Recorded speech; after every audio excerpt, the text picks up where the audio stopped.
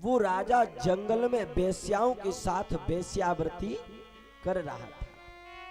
तो ध्रुव जी महाराज ने देखा कि ये राजा कितना आनंद ले रहा है, और यहाँ इनके मन में आ गई, हम भी कोई राजकुमार होते तो हम भी इस प्रकार खूब राज्य का सुख भोगते। अच्छा देखो, तपस्या कर रहे हैं और 6 महीने बचे हैं भगवान को प्राप्त होने में, लेकिन दुष्ट लोगों की संगति से भूल गए तपस्या करना, और मन में ख्याल आ गया कि हम कोई राजकुमार होते। सज्जनों, दुष्ट लोगों की संगति कभी भी नहीं करनी चाहिए। ये बात विभीषण ने राम जी से कही थी। बरु भल बास नरक करता ता,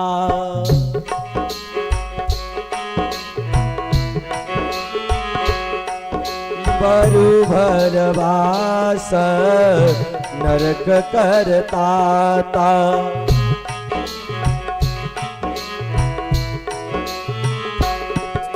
बरु भल बास नरक करता ता,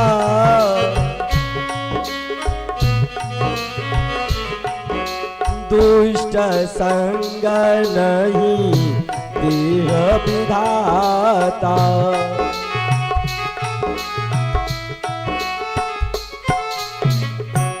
दुष्ट संग नहीं देह विधाता। विभीषण जी ने राम जी से कहा था, राम मुझे नरक में वास दे देते वो ठीक था, लेकिन दुष्ट रावण के यहाँ मुझे वास दे दिया, ये मेरे लिए ठीक नहीं है। तो ध्रुव जी महाराज के जीवन में भी एक दुष्ट राजा आ गया, और वो दुष्ट राजा भोग विलास कर रहा था। तो पूर्व जन्म में इनका परिवर्तन हो गया। इन्होंने विचार किया, हम भी किसी के राजकुमार होते, राजा के पुत्र होते तो हम भी ऐसे आनंद लेते। तो उसी कारण से ध्रुव जी महाराज अगले जन्म में उत्तानपाद के पुत्र ध्रुव बने हैं और ये राजकुमार बने हैं। और 6 महीने उधर रह गए थे तपस्या में, सो इधर 6 महीने तपस्या कर ली, सो भगवान मिल गए। क्यों? उधर 6 महीने रह गए थे मात्र भगवान के दर्शन होने में, लेकिन उधर दर्शन नहीं कर पाए, तो इधर तपस्या कर ली तो इधर दर्शन हो गए। ये ध्रुव जी महाराज के पूर्व जन्म की कथा है। इनको दर्शन तो पूर्व जन्म में ही हो जाते, अगर इनके जीवन में कोई दुष्ट संग चल करके नहीं आता तो। अब सज्जनों, यहाँ पर पुराणों में लिखा हुआ है कि किस व्यक्ति का संग, कैसे व्यक्ति का संग करना चाहिए। क्यों? क्योंकि जीवन में यदि संगति अच्छी होगी तो हमारा जीवन बदलता रहेगा। सकटम पंचहस्तेन 10 हस्तेन भाजनम, हस्ती सतु हस्तेन देश त्यागेन दुर्जन। 5 पग और बैल से दूर रहना चाहिए। दुष्ट लोगों की बता रहे हैं कि किस व्यक्ति से कितनी दूरी रखनी चाहिए। पंच हस्तेन 10 हस्तेन भाजन, 5 बैल 5 पग बैल से दूर रहो, और 10 हाथ घोड़े से दूर रहो, और 100 हाथ हाथी से दूर रहो। और जहां दुष्ट लोग रह रहे हैं उस देश त्यागेन दुर्जन, जहां दुष्ट रह रहे हैं उस देश को त्याग दो तो भी कोई बात नहीं है। अब ऐसे समझने का प्रयास करो।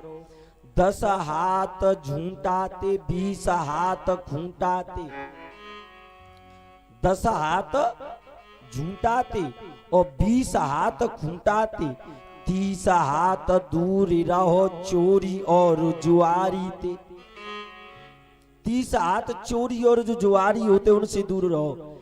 40 हाथ शराबी ते, 50 हाथ कबाड़ी ते, और 60 हाथ दूर रहो बेस्या पर नारी ते। बेस्या और पर नारी से 60 हाथ दूर रहना चाहिए। क्यों? पर त्रिया पैनी छुरी ना लगइयो अंग, और रावण जैसे मिट गए पर त्रिया के संग। और 70 हाथ लोभी ते, 80 हाथ योगी ते। जो योगी होते हैं ना, संतों से महाराज साधु खड़ा बाजार में और लिए लुकाटी हाथ, और जो घर भूखे आपना तो चलो हमारे साथ। के साथ चलने की हिम्मत हो तो ही चलो। क्यों? साधु तो न जाने कब बैरागी बना देवे।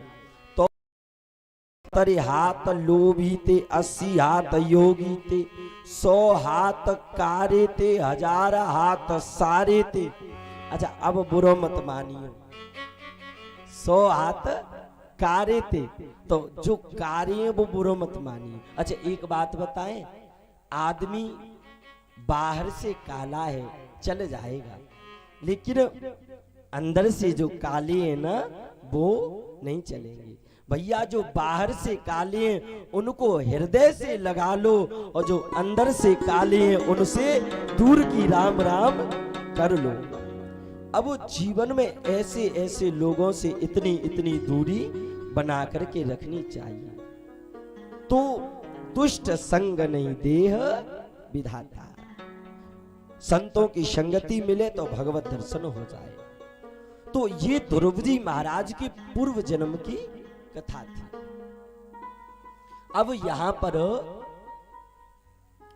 सुखदेव जी महाराज राजा परीक्षित को ध्रुव की कथा सुनाते हैं। बोले, एक राजा हुए जिनका नाम था उत्तानपाद, और उत्तानपाद राजा बने हैं, और ये राजा बन गए स्वयंभू और मनुष्यत रूपा। ये स्वयंभू मनु महाराज के वंश है। और उत्तानपाद जब राजा बन गए तो इनका विवाह हुआ सुनीति नाम की कन्या से। और सज्जनों, ये सुनीति कौन है? सुनीति किसे कहते हैं?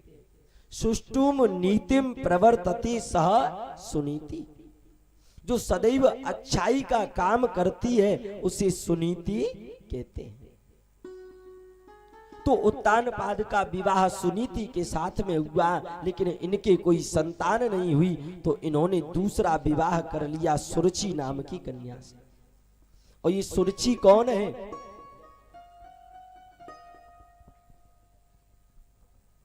और ये सुरुचि कौन है? स्वस्य रुचिम प्रवर्तते सह सुरुचि। जो हमेशा अपनी रुचि के अनुसार काम करती है, जो हमेशा बुराई के काम करती है, वो सुरुचि होती है। एक बात बताऊं, ये उत्तानपाद कोई और नहीं है, हम और आप ही उत्तानपाद हैं। और सुरुचि और सुनीति कोई और नहीं है, हमारे और आपके हृदय में ही सुरुचि और सुनीति बैठी हुई। क्यों? अच्छाई और बुराई सबके हृदय में होती है। सुमति कुमति सबके उर रयहि, नाथ पुराण निगम अस कयहि। तो उत्तानपाद महाराज के 2 विवाह हुए। इनके यहाँ जो सुरुचि नाम की कन्या है, उसके गर्भ से एक बालक ने जन्म लिया, जिस बालक का नाम उत्तम है।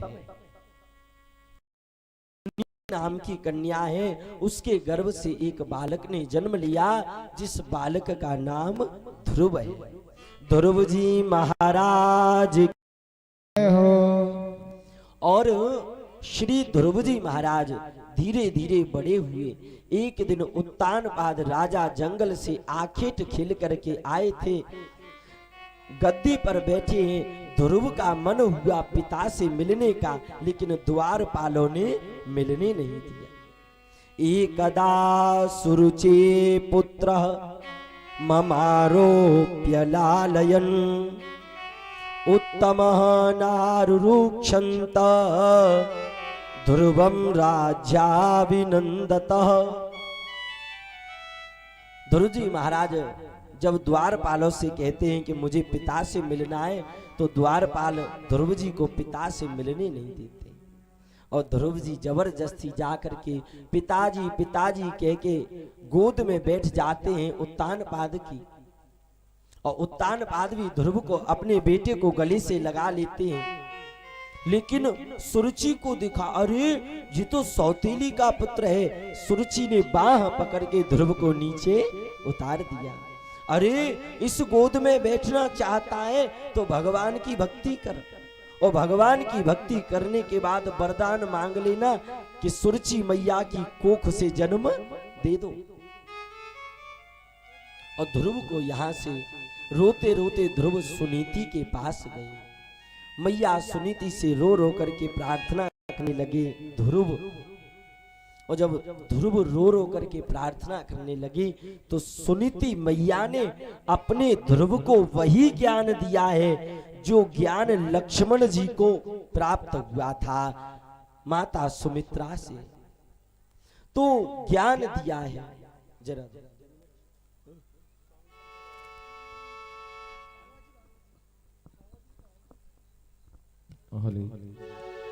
क्यों घबराऊं मैं,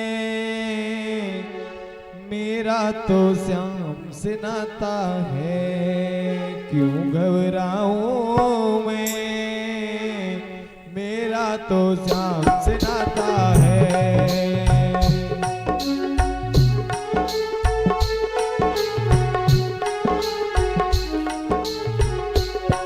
ओ मेरी ये जीवन गाड़ी, मेरी ये जीवन गाड़ी श्याम चलाता है। क्यों घबराऊं मैं, मेरा तो श्याम से नाता है।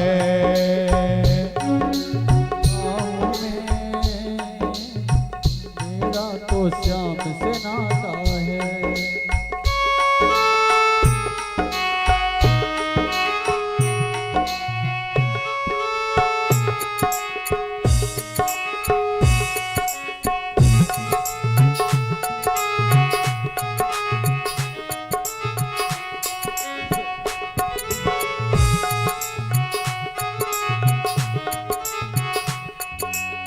जब जब दुख के बादल मड़राते, श्याम नाम लेते छट जाते।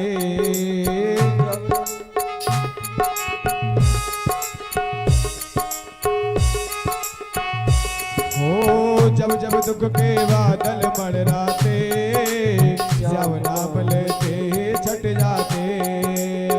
हरदम ये मुझ पर अपना, हरदम ये मुझ पर अपना प्यार लुटाता है। क्यों घबराऊं मैं, हरि बोल। मेरा तो श्याम से नाता है।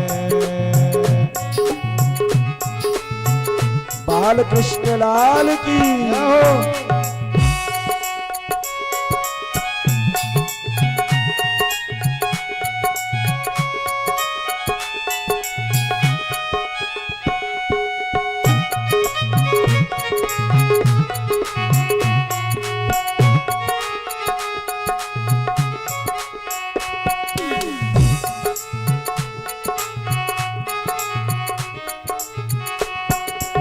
जब जब मुझको पड़ती है दरकार, श्याम राम रहते हैं तैयार। जब जब मुझको पड़ती है दरकार, श्याम हमेशा रहते हैं तैयार।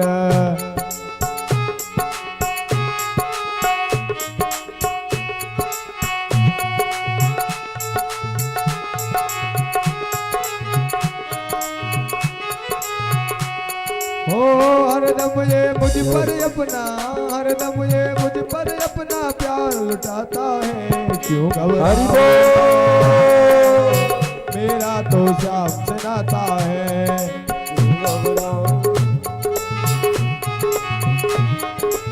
खिलन बिहारी सरकार की।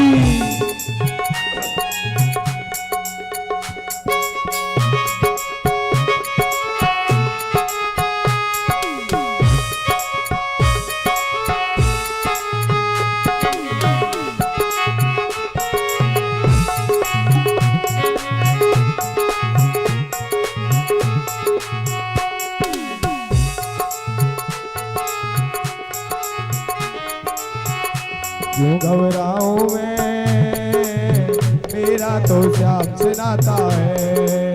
क्यों घबराऊं मैं, मेरा तो श्याम से नाता है। बाल कृष्ण लाल की, खिलन बिहारी सरकार की जय जय श्री राम।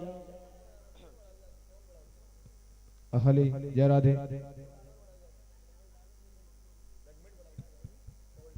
जय राधे श्री राधे। जय राधे बोल वृंदावन में जय हरि राधे। लाल की जय।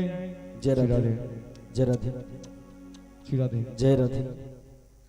तो श्री ध्रुव जी महाराज मैया के पास गए तो सुनीति ने ध्रुव को ज्ञान दिया। और कौन सा ज्ञान दिया? जो ज्ञान सुमित्रा ने लक्ष्मण को दिया। पुत्रवती जुवती जग सोई, रघुपति भगति जासु सुत होई।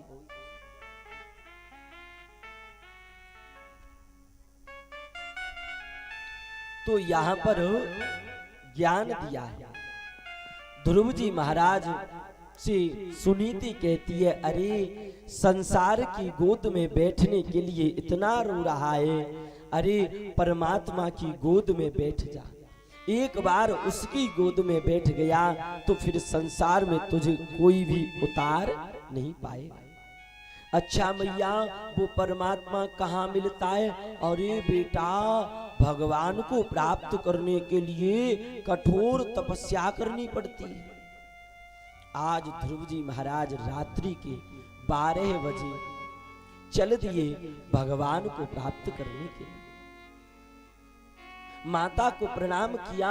मार्ग में नारद जी महाराज आ गए और नारद जी ने कहा, ध्रुव कहाँ जा रहे हो? बोले भगवान के दर्शन करने, भगवान को प्राप्त करने। नारद जी कहते हैं, घर को लौट जाओ। क्यों? बोले तुम्हारी उम्र छोटी है और मैया इंतजार कर रही होगी, और ध्रुव भगवान ऐसे नहीं मिलता है। लेकिन ध्रुव जी ने पूछा कि आप कौन हो? बोले हम नारद हैं। ध्रुव जी बोले कि तुम असली नारद नहीं हो। क्यों? बोले अगर असली नारद होते तो भगवान से मिलने का मार्ग बताते, भगवान से दूर जाने का मार्ग नहीं बताते। तो यहाँ पर ध्रुव जी ने प्रार्थना करी कि परमात्मा कैसे प्राप्त होगा। तो नारद जी महाराज ने सुंदर मंत्र दिया, ओम नमो भगवते वासुदेवाय। और ध्रुव जी महाराज को मंत्र प्राप्त हुआ। तो ध्रुव जी महाराज ने खूब कठोर तपस्या करी। और कैसी तपस्या करी ध्रुव जी ने? जैसी तपस्या मैया पार्वती ने महादेव को प्राप्त करने के लिए करी। कछु दिन भोजन बारी बतासा, और किए कठिन कछु दिन उपवासा। ऐसी तपस्या करी। और सज्जनों, तप के बल पर परमात्मा प्रसन्न हो जाते हैं। तपस्या यदि अच्छी हो तो भगवान प्रसन्न हो जाता है। क्यों? क्योंकि तुलसीदास बाबा चौपाई में लिख रहे हैं, तप बल रचाहि प्रपंचु विधाता।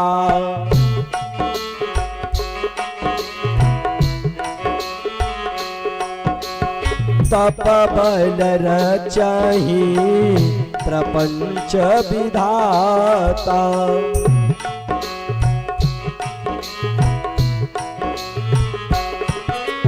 तप बल रचाहि प्रपंच विधाता।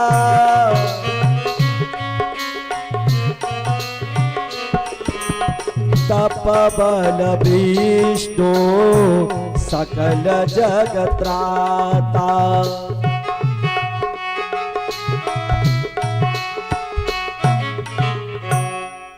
तप के बल पर विष्णु भगवान प्रसन्न हो जाते हैं।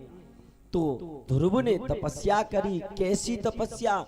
पंचमी मास्यानुप्राप्त जित श्वासो नृपात्मज।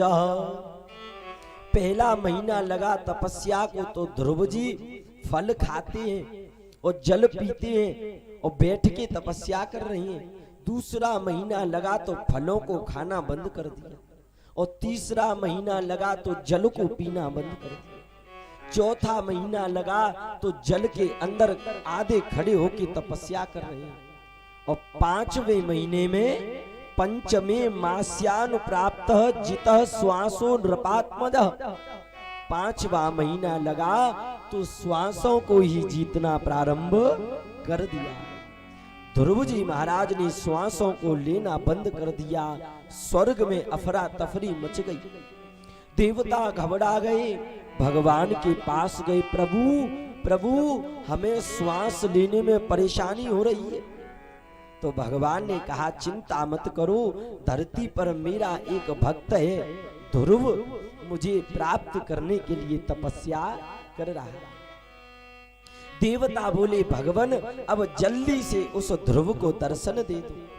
भगवान बोले नहीं, ऐसे भक्तों को मैं दर्शन नहीं देता। बोले क्यों?